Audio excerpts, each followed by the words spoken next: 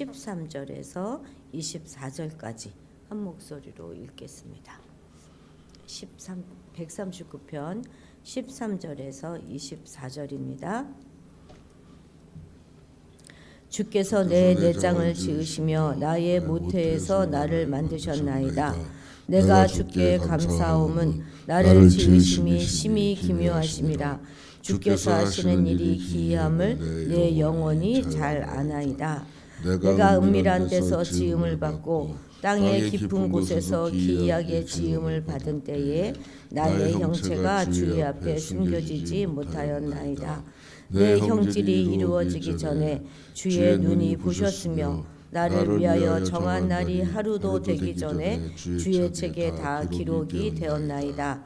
하나님이여, 주의 생각이 내게 어찌 그리 보배로우신지요. 그 수가 어찌 그리 많은지요. 내가 세려고 할지라도 그 수가 모래보다 많도소이다. 내가 깰 때에도 여전히 주와 함께 있나이다. 하나님이여, 주께서 만드신 악인들을 죽이시리이다. 피 흘리기를 즐기는 자들아, 나를 떠날지어다. 그들이 주를 대하여 악하게 말하며 주의 원수들이 주의 이름으로 헛되이 맹세하나이다. 여호와여, 내가 주를 미워하는 자들을 미워하지 아니하오며 주를 치러 일어나는 자들을 미워하지 아니하나이까. 내가 그들을 심히 미워하니 그들은 나의 원수들이니이다. 하나님이여, 나를 살피사 내 마음을 아시며 나를 시험하사 내 뜻을 아옵소서. 내게 무슨 악한 행위가 있나 보시고 나를 영원한 길로 인도하소서. 아멘. 아멘. 우리가 어제 읽었던 이 139편 앞에서 이제 시인은 모든 것의 주인이 하나님이십니다, 이렇게 노래하였습니다. 그러면서 하나님 앞에서 그 어디로도 피할 수 없는 자신의 그런 자의식을 질문형 문장으로 표현했었죠. 내가 주의 영을 떠나 어디로 가며 주의 앞에서 어디로 피하리이까, 이렇게 고백했습니다. 이제 오늘 여기 13절부터는 조금 그 흐름이 바뀌어요. 그래서 이전과 좀 다른 분위기입니다. 창조주 하나님과 그의 지식에 대한 놀라움과 찬양이 시의 흐름을 주도하고 있죠.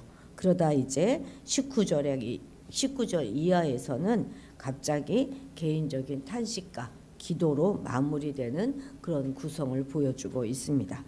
이 시편 139편은 처음부터 마지막까지 나와 당신, 그러니까 나와 하나님의 관계 속에서 하나님을 진술하고 있습니다. 하나님은 하늘 높은 곳에 계시지만 가장 낮은 데 있는 그런 시인의 일거수일투족 모두를 알고 계시고, 또 그거 가는 곳은 어디든지 동행해 주십니다. 이 진술에 따르면 시인에 관한 하나님의 아심은 흠을 잡고 꼬투리를 잡기 위해서 아시는 것이 아니죠. 시인을 평온케 하며 도와주기 위한 그런 아심입니다. 그렇기 때문에 이것은 시인을 더 깊은 편안함과 안도함으로 이끌어가고 나아가 그 앞에 서기에 부족함이 없이 아주 떳떳한 삶으로 인도해 주십니다. 결국 본시의 주제는 단순히 하나님의 전지전능하심과 편재하심, 그것을 말하는 것이 아니라 그걸 뛰어넘어서 성도 개인이 그 전능하시고 편재하신 어느 곳이나 계신 그 하나님과 친밀한 인격적인 관계 가운데 있다 하는 그 사실을 다시 한번 깨닫게 해주는 그것입니다. 자, 13절 같이 읽겠습니다. 주께서 내 내장을 지으시며 나의 모태에서 나를 만드셨나이다. 아멘.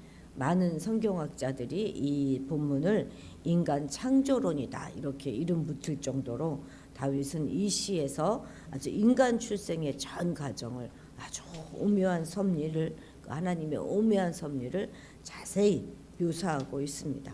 여기서 내장이라고 말하는 것을 이전 성경에 장부 이렇게 번역되었었는데요. 인간의 오장육부를 가리키는 것입니다. 인간의 오장육부. 성경에서는 종종 인간의 내면을 가리키는 그런 상징적인 표현으로 사용되어지기도 하는 말이죠. 이것은 하나님께서 단순히 그런 신체의 장기를 만드셨다 하는 것, 그 의미뿐만 아니라 인간 내면의 모든 정서라든지 의지라든지 개성, 특질 이런 모든 것까지도 다 지으셨다 하는 그런 의미로 보는 것이 옳습니다. 다윗은 우리의 오장육부를 지으신 하나님께서 우리에게 특별한 어떤 개성과 특질을 주셨고 또 그에 따른 강점 또 약점 모두를 다 허락하셨음을 말하고 있는 것이죠. 그런데 이 말은 하나님께서 사람을 창조하실 때 태생적으로 누구는 우월하게 만들고 누구는 열등하게 만들었다. 이런 것을 말하는 것이 아니라 각 사람이 다 나름의 특성과 가치를 가진 존재로 지으셨다 하는 그런 말인 것입니다. 그래서 모든 사람은 다 각각 강점도 있고 약점도 다 가지고 있기 때문에 서로 그 연약함을 보완해 주어야 되는 그런 존재로 만드셨다는 것이죠. 만약 우리 모두가 다 아주 우월하고 강점만 가지고 있었다면 이 인간 사회는 어떻게 되었을까요? 다 맨날 싸우겠죠, 그죠? 그런데 우리가 연약함을 가지고 있기 때문에 서로 도와주고 기대기도 하고 또 기다려주기도 하는 것입니다. 그리고 그 연약함을 극복해 나가는 과정이 바로 문명이 발달하는 그런 과정이 된 것입니다. 그래서 우리는 자기의 약점을 보고 내가 정말 쓸모없는 존재다 이런 생각도 갖지 말아야 될 뿐만 아니라 자신의 강점을 보고 교만해져서도 안 된다는 것이죠. 우리에게 강점뿐만 아니라 약점까지도 주신 하나님의 뜻을 잘 헤아려서 우리의 약점조차도 하나님 나라를 위해서 귀하게 사용할 수 있는 그런 성도가 우리가 되어야 하는 것입니다. 아무리 뛰어나 보여도 또 아무리 부족해 보여도 모두가 다 우리는 하나님의 창조물이다 하는 것을 기억하고 서로 가치를 깨닫고 협력해주고 보완함으로 더 나은 선을 이루어가는 성도들이 되시기 바랍니다. 자, 14절 같이 읽겠습니다. 내가 주께 감사함은 나를 지으심이 심히 기묘하심이라. 주께서 하시는 일이 기이함을 내 영혼이 잘 아나이다. 아멘. 우리 이전 성경에는 주께서 하시는 모든 일이 나를 지으심이 신묘막측합니다. 이렇게 말했었잖아요. 그래서 이 신묘막측이란 말이 정말 우리 뇌리와 우리 입에 박혀 있어가지고 여기 기묘하십니다 이렇게 되어 있으니까 조금 약해진 느낌이 들기도 합니다. 그러니까 인간의 내부 구조와 그 절묘함을 잘 생각할 때 하나님의 그 오묘하신 섭리와 신비함이 도저히 헤아릴 수 없을 만큼 놀랍다는 그런 의미죠. 여기서 또 기이함이란 무엇입니까? 인간의 신체 구조와 기능을 생각해 볼 때 하나님의 창조는 우리 인간의 머리로는 도저히 이해할 수 없는 신비이고 비밀이다 하는 의미이죠. 한마디로 말해서 인간의 모든 이성과 학문을 넘어서는 초월적인 하나님의 창조 능력을 찬양하고 있는 것입니다. 우리 몸의 어디 한 구석을 보아도 정말 너무 놀랍지 않습니까? 예? 우리 손끝에 있는 이 지문조차도 아무 쓸모 없는 것 같지만 요 지문이 없는 사람은 유리병을 들지 못한대요. 미끄러져서 결함을 이렇게 들고 옮기질 못하고 이게 유전적으로 이런 사람들이 있다고 하더라고요. 몇만 명에 한 명씩 있는데 결함을 들고 옮기질 못해요. 요 지문의 역할이 놀랍지 않습니까? 우리 모두 공감하죠. 하나님이 창조하신 이 세상은 정말로 우리 머리로는 납득할 수 없는 수많은 비밀과 신비들로 가득 차 있습니다. 수많은 과학자들과 철학자들이 나름대로의 이론과 장비들을 가지고 이 지구의 또 인류의 탄생을 증명해내려고 여러 시도를 했습니다. 그래서 나온 학문이 바로 진화론 아니겠습니까? 그러나 진화론으로는 그 어떤 창조의 신비도 전혀 밝혀낼 수가 없습니다. 그래서 이제 보완해서 나온 것이 유신 진화론이라는 거예요. 유신 진화론. 그러니까 유신, 신이 있긴 있어요.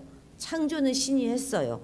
그러나 그 후에는 진화되었다 하는 것이 유신 진화론인데요. 이것도 바른 사상이 아닙니다. 오늘날 우리 사회 가운데서도 예수를 믿는 과학자들이 창조과학회라는 것을 만들어서 하나님의 창조와 우주의 모든 현상을 과학으로 다 증명해내려고 하지 않습니까? 뭐 어떤 과학자들은 연구하면 할수록 창조주 하나님을 인정할 수밖에 없다 이렇게 고백하기도 하죠. 이 우주가 창조가 아니라 과학이다 이렇게 이제 밝혀내려고 했다가 오히려 더 믿음을 갖게 됐다 이렇게 고백하는 과학자들도 많습니다. 그래서 이제는 성경의 모든 사건을 다 과학으로 증명해내서 그것으로 사람에게 성경이 사실이다 하는 것을 입증하려고 막 노력합니다. 그런데 이것 또한 잘못하면 오류에 빠질 수 있어요. 왜냐하면 우리 하나님은 과학보다 크신 하나님이에요. 성경의 모든 기적이나 이적 이런 것들을 과학으로 증명하려고 해서는 안 되는 것입니다. 왜냐하면 하나님의 창조 능력은 과학의 능력을 넘어서는 거예요. 더 크신 하나님입니다. 하나님은 우리 인간과 차원이 다르신 분이십니다. 하나님은 우리의 제한된 이성과 지혜로 도저히 이해할 수 없는 무한한 분이시고 깊고도 높은 지혜를 지니신 그런 분이십니다. 그래서 우리가 그분 앞에 취할 수 있는 유일한 자세는 겸비함입니다. 겸비함. 전적인 신뢰와 믿음뿐인 것입니다. 오늘 우리가 하나님께 드릴 수 있는 최선의 고백은 이제 알았습니다. 내가 이제 이해하고 납득합니다. 이게 이런 고백이 아니라 절대적으로 하나님 당신을 신뢰하며 믿습니다 하는 고백인 것입니다. 분명히 다 알 수 없고 다 이해할 수 없고 납득할 수 없지만 하나님을 믿기에 성경이 증거하는 모든 사건들이 하나님의 기묘하신 역사임을 믿고 확신하는 자가 우리 모두 되어야 하겠습니다. 자, 17, 18절 같이 읽겠습니다. 하나님이여 주의 생각이 내게 어찌 그리 보배로우신지요 그 수가 어찌 그리 많은지요 내가 세려고 할지라도 그 수가 모래보다 많도소이다. 내가 깰 때에도 여전히 주와 함께 있나이다. 아멘. 여기서 말하는 주의 생각, 하나님의 생각 무엇이겠습니까? 바로 시인 자신에 대한 하나님의 세심한 배려와 사랑이 너무너무 크고 많다는 그런 내용입니다.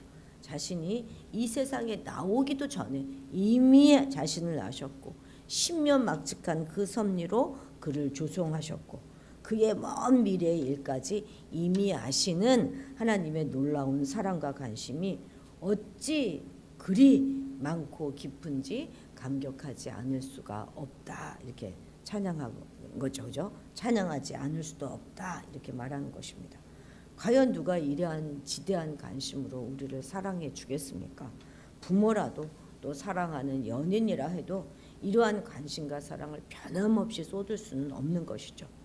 우리가 조성되기 전부터 우리를 사랑하셨다 하는 그 사실은 우리의 어떤 조건이라든지 행동이라든지 생각, 환경 이런 것에 근거한 사랑이 아니라는 것입니다. 그냥 존재 자체에 대한 사랑이라는 것이죠.